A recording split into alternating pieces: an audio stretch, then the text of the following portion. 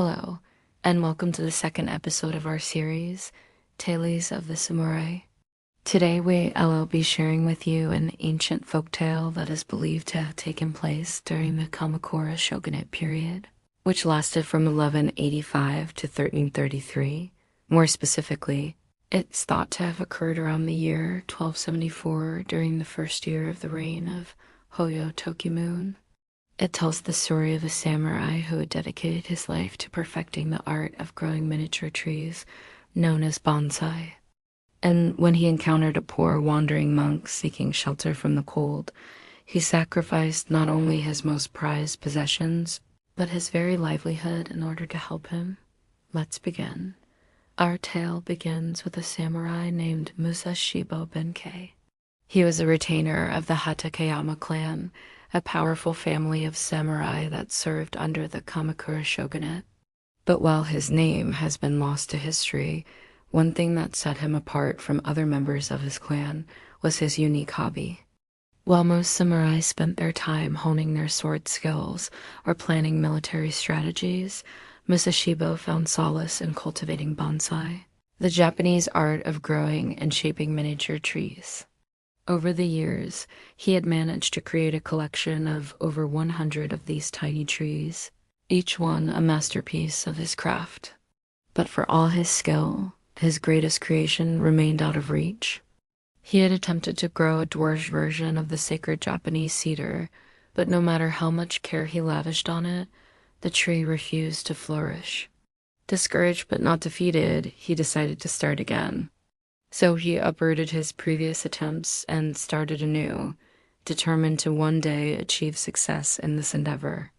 One evening, as Musashibo tended to his garden, he heard the sound of footsteps approaching his home.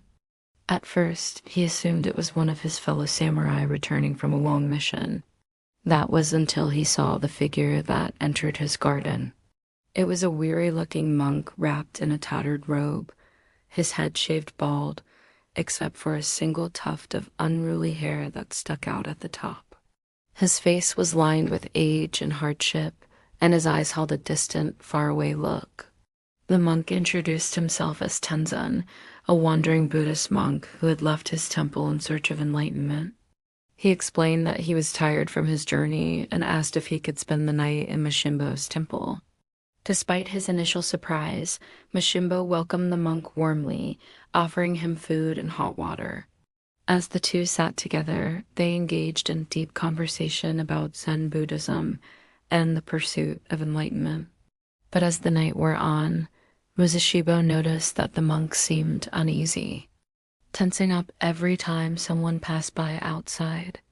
Eventually, he couldn't hold back his curiosity any longer and asked the monk if everything was all right. That was when Tenzin revealed the truth. He confessed that he wasn't actually a wandering monk at all, but a former bandit who had turned to Buddhism after realizing the futility of his violent ways. He explained that his fellow bandits had grown tired of his newfound beliefs and had thrown him out of their group, leaving him to wander the countryside alone and afraid.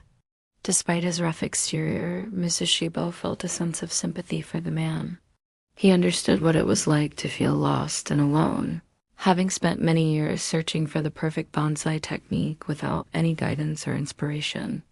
He also knew that the harsh winter nights could be brutal and unforgiving, and he couldn't bear the thought of the monk freezing to death in his garden. So without hesitation, Musashibo led the monk to his home, ushered him inside, and instructed his servants to make a warm meal for him. But as the night went on, Musashibo noticed that the monk still seemed uneasy. Sensing his discomfort, Musashibo approached the monk and asked him what was wrong. The monk hesitated for a moment before confessing that he was worried about what to do when the sun rose the next morning. He explained that he didn't want to beg for food, but he had no money and nowhere else to go. Musashibo felt a surge of anger towards those who had mistreated the monk, but instead of dwelling on the injustice of it all, he came up with a plan. The next morning, as soon as the sun began to rise, Musashibo called for his servants and told them to gather all of his bonsai trees. He then led them and the monk to his front gate, where he had prepared a small fire. One by one, he picked up the trees and tossed them into the fire, piling them up until they created a small mountain of burning wood. As the flames grew, Musashibo turned to the monk and said, "Here, warm yourself by this fire and forget your troubles." The monk looked at the burning trees in disbelief, his eyes welling up with tears. He couldn't believe that Musashibo would sacrifice his most prized possessions so that he could stay warm. When the fire began to die down, Musashibo led the monk back inside and offered him more food and drink. As the day wore on, the monk relaxed and opened up to Musashibo, sharing stories of his past and the challenges he had faced on his journey. Musashibo listened intently, offering words of wisdom and encouragement. By the time the next morning rolled around, the monk had become Musashibo's close friend. But as the sun began to rise, he started to panic. He begged Musashibo to let him pay back his kindness by serving him for the rest of his life. But Musashibo simply smiled and told him to go in peace. And so the monk left, carrying with him the warmth of Musashibo's generosity and the seeds of his compassion. Over the years, the story of Musashibo's kindness became a legend, inspiring countless works of art and literature. Some say that the monk went on to become a famous Zen master, spreading the teachings of Buddhism throughout Japan. Others say he continued to travel the countryside, helping those in need and sharing the story of the samurai who had shown him the true meaning of humanity. As for Musashibo, he returned to his bonsai, starting over once again with new seedlings, but something had changed. Now he was no longer just trying to perfect his technique or win fame and fortune. He was doing it to honor the memory of the monk and the values of compassion and generosity that they had shared. In the end, it was this shift in perspective that allowed him to finally create his masterpiece, the perfect miniature Japanese cedar. And so the legend goes that whenever he looked at his bonsai, he was reminded of the importance of helping others and the transformative power of selfless acts of kindness. In sharing this ancient folktale, we hope to capture the spirit of Bushido, the way of the samurai, which emphasizes virtues such as benevolence, righteousness, propriety, wisdom, and sincerity.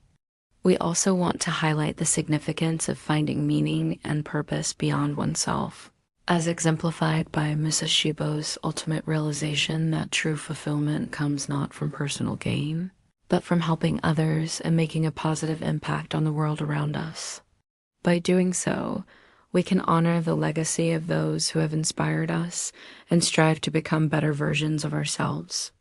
If you enjoyed this episode, please remember to subscribe and join us next time for more tales of courage, honor, and wisdom. Until then, may you find strength in the stories of the past and inspiration in the timeless teachings of the samurai. Thank you for watching, and may you walk the path of righteousness.